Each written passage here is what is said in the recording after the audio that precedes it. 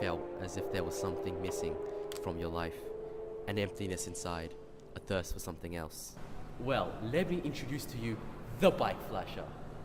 Now, you might be thinking, what the could I use this for? But let me tell you, there is more than one way to use it. For example, as the name of the item suggests, you could use it on your bike to flash someone. No, not that kind of flash, this kind.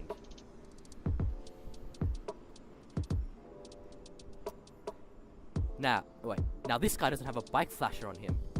Now let's see what happens when a car drives past.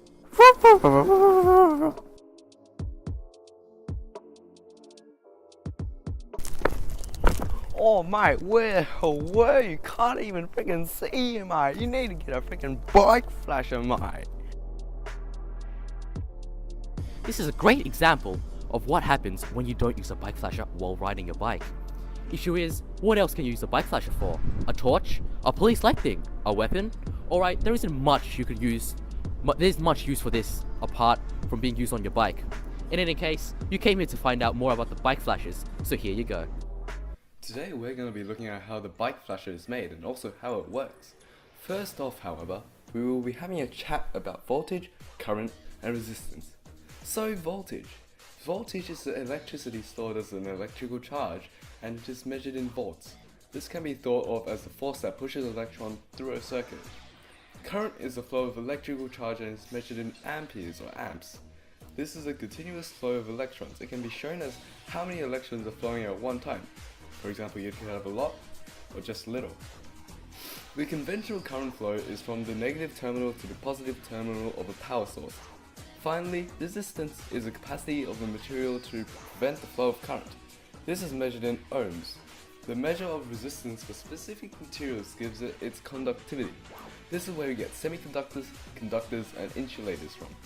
These are all parts of Ohm's law, which states that voltage is equal to current multiplied by the resistance, which can also in turn be converted to different things to calculate different things like resistance, current, whatever.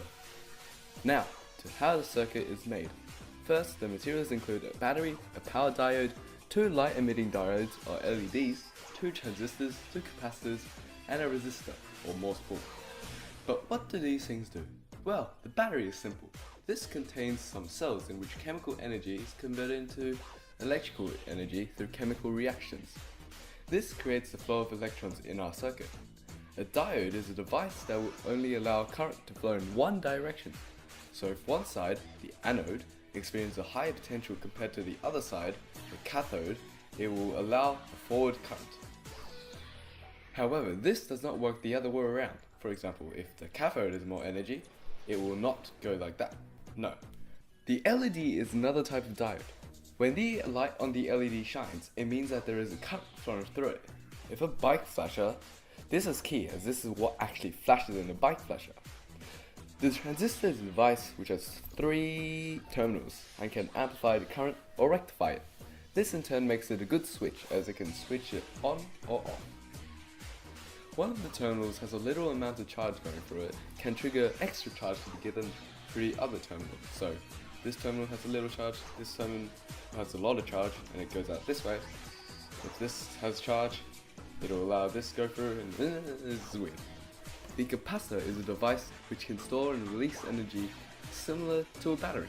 However, it is made with 2 conductive materials separated by an insulator, which one side of a conductor stores enough energy, it will allow the energy to flow through the insulator and towards the rest of the circuit.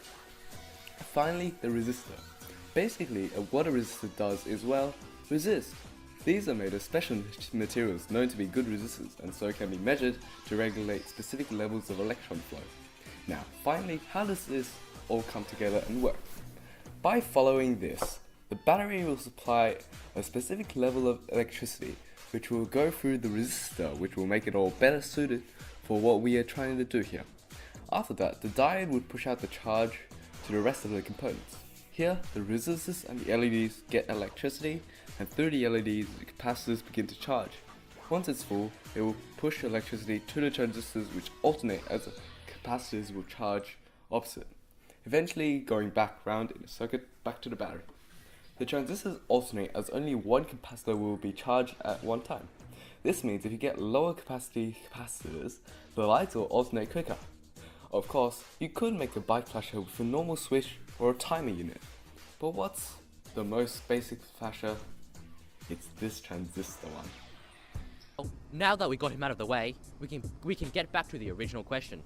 But as we've seen earlier, there isn't much use for a bike flasher, but the main component, the transistor, has so many uses. Like you said, you can use the transistor to control high current components with low current.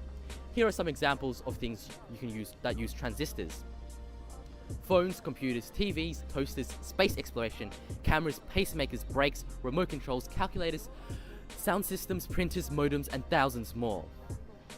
The bike flasher isn't actually that interesting, but as a tool to see how the transistor can be used, it's amazing.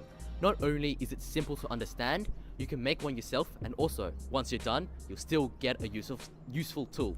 Yeah, the boys!